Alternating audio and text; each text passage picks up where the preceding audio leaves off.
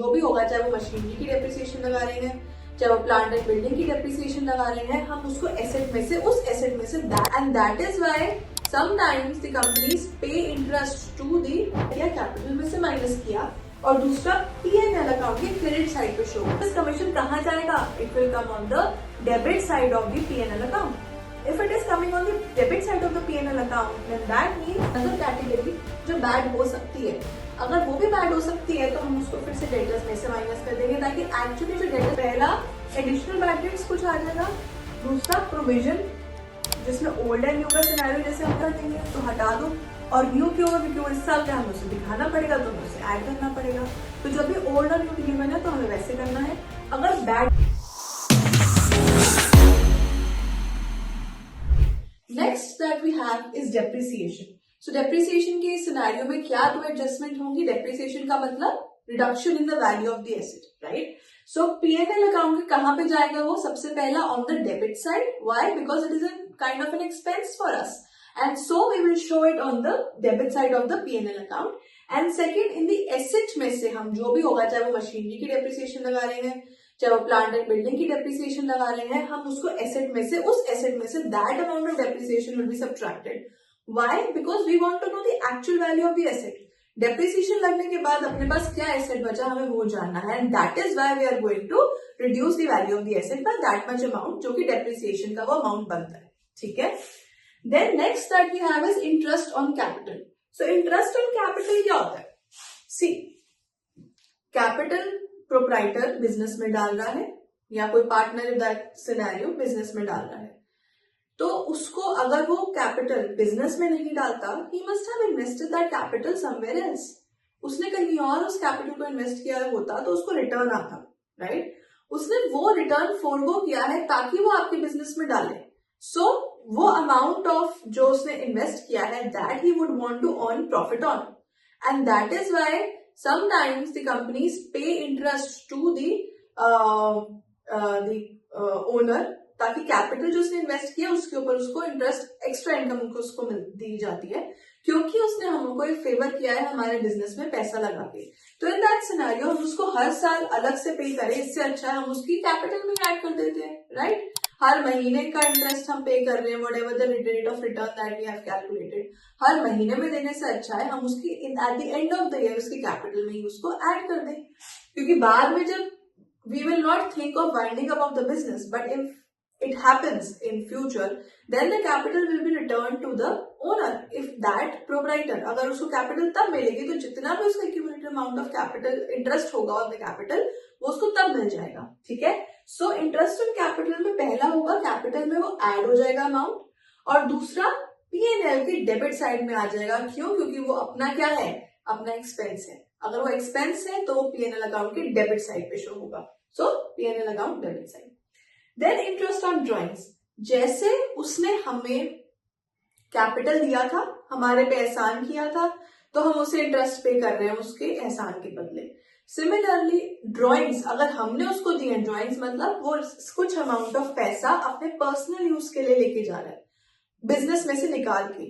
अगर वो बिजनेस में से निकाल के पर्सनल यूज के लिए लेके जा रहा है तो बिजनेस उसके ऊपर एहसान करे, राइट? तो अगर हम वो पैसा उसे नहीं देते, we must have used that money maybe in investments or maybe in actually making more of raw material, making more of product stock and selling it and then earning profit on that. हमने वो forego किया ताकि वो अपना proprietor हमसे capital लेके जा सके और उसको हमने हेल्प करी।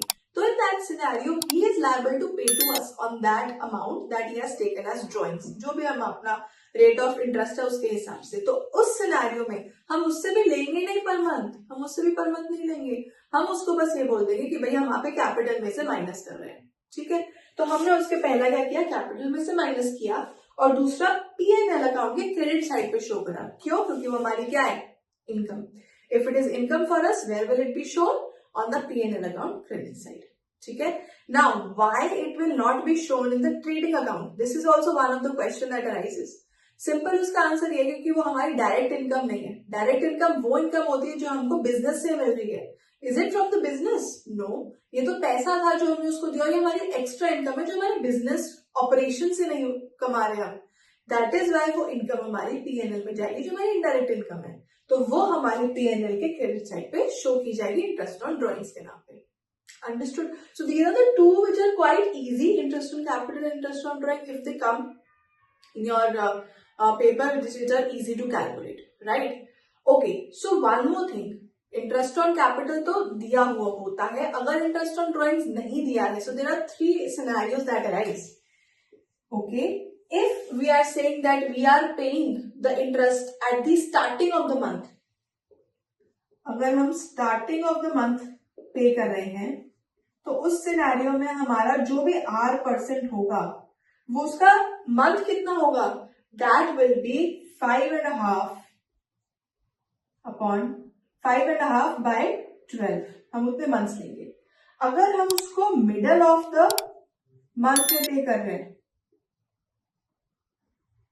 तो R% of 6 by 12, half 6 months का लेंगे। अगर हम उसको by the end of month पे कर रहे हैं, पे नहीं कर रहे, मिल रहा है हमको bye the end of the month, तो वो R% होगा ऑफ 6.5 बाय 12।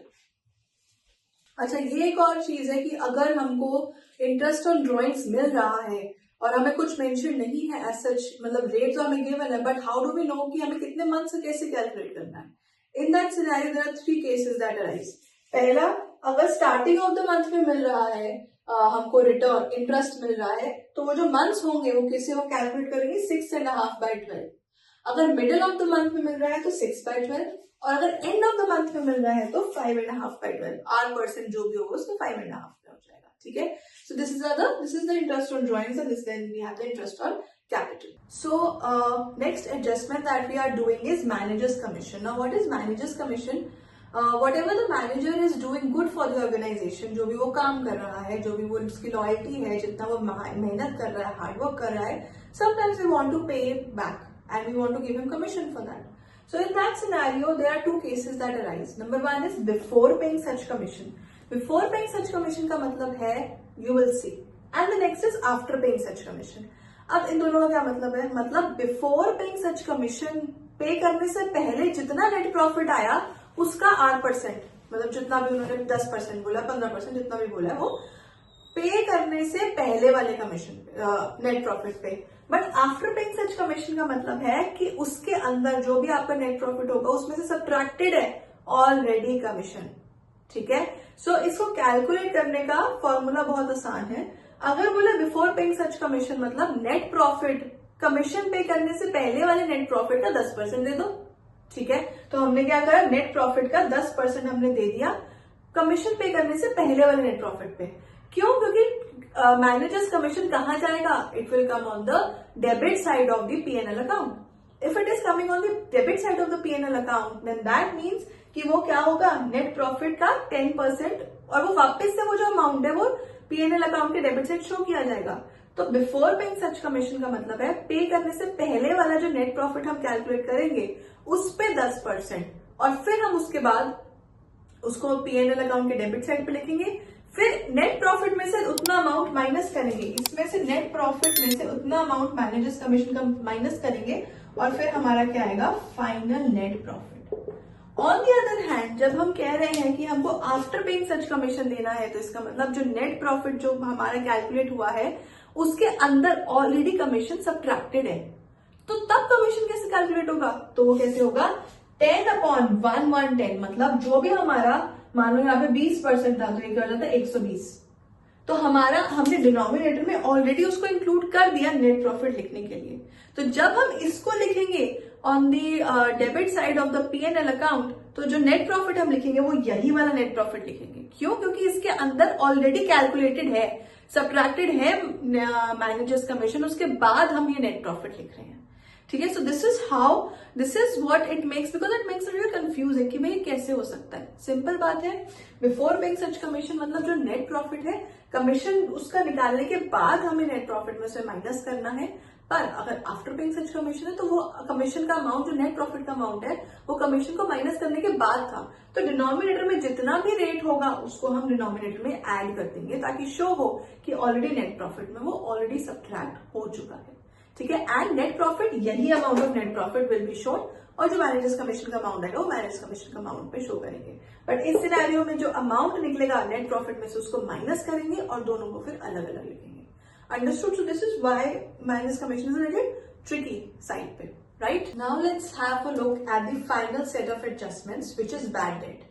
अब बैड डेट के ना कई सारे टाइप्स होते हैं। सबसे पहला डेटर। डेटर क्या है? डेटर हमको जिसने पैसे देने हैं, right, that person is liable to pay to us. उसमें से बैड डेट कौन होता है? जो जिसने पैसा हमें पे नहीं करा, ठीक है, तो वो बैड डेट होता है।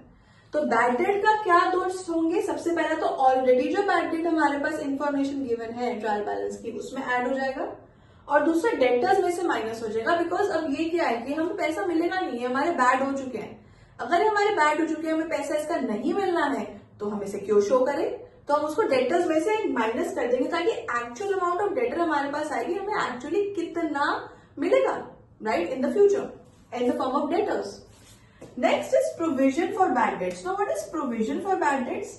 हम बैड डेट के लिए प्रोविजन बना देते हैं कि भाई कल को और बैड डेट्स आ जाए और हम एकदम ऐसे सिचुएशन में हो जाए where we are not able to handle our accounts, तो दिक्कत होगी। तो हम उसके लिए एक प्रोविजन बना देते हैं कि एक एस्टिमेट है कि शायद फ्यूचर में ऐसा हो जाए।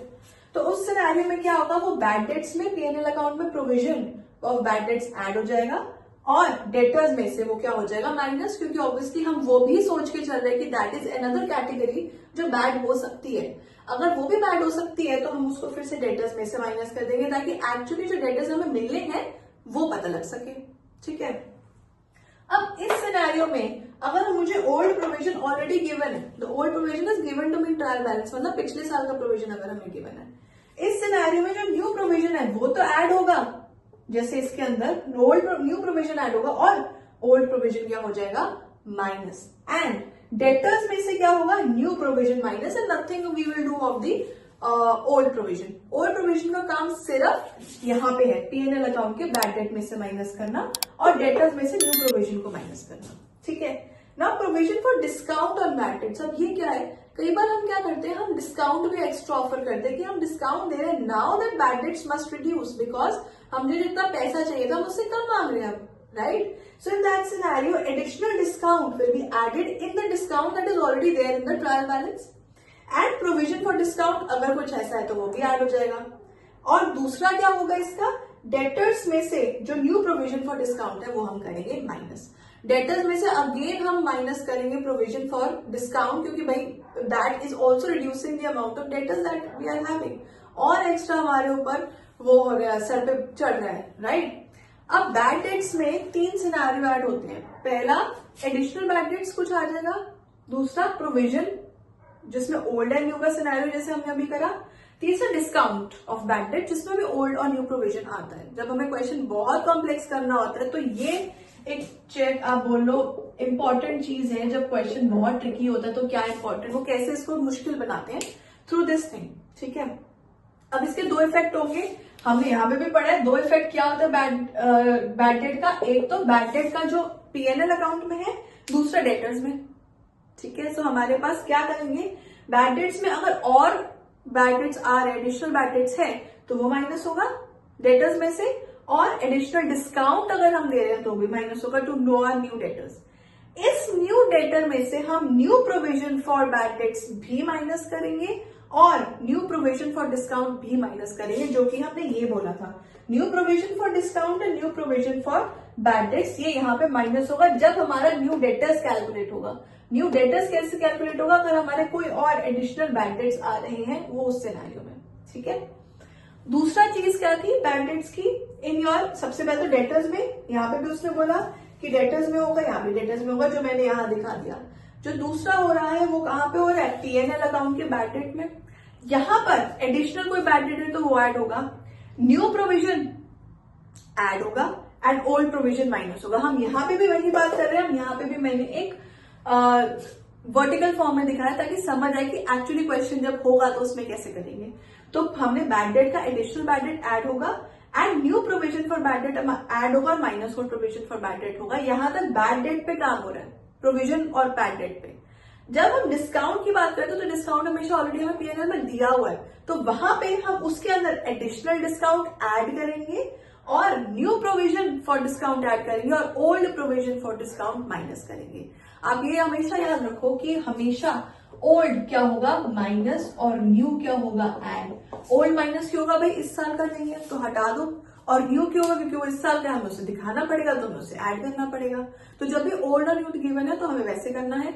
अगर बैड डेट्स गिवन है तो प्रोविजन हमेशा बैड डेट्स के अंडर आएगा, और डिस्काउंट अगर कुछ नहीं गिवन है ट्रायल बैलेंस में तो भी वो बैड डेट्स के नीचे ही ये सारा प्रोसेस कैलकुलेट होगा, right. So it depends on question to question कि वो हमसे क्या गिवन है और एडजस्टमेंट में क्या गिवन है।